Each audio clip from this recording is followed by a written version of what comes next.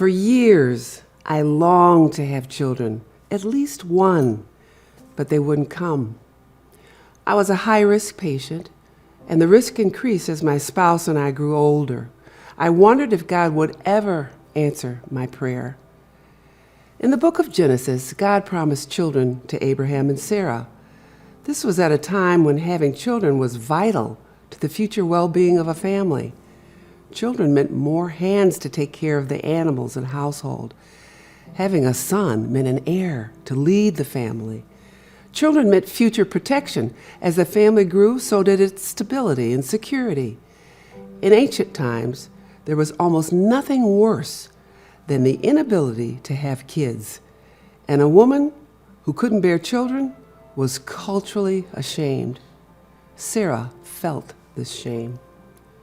Eventually, Sarah became too old to have kids, and that's when God blessed her with a son. In Genesis 21, 6-7, we read, "And Sarah declared, 'God has brought me laughter. All who hear about this will laugh with me.' Who would have said to Abraham that Sarah would nurse a baby? Yet I have given Abraham a son in his old age." God promised, though it was a painful wait. God, in his perfect timing and for his perfect purposes, kept his perfect promise. And God will keep his promises to you, too. God doesn't promise children or money or health. God promises that one day all pain and suffering will end. God promises that through Christ, he forgives sin and adopts us as his kids.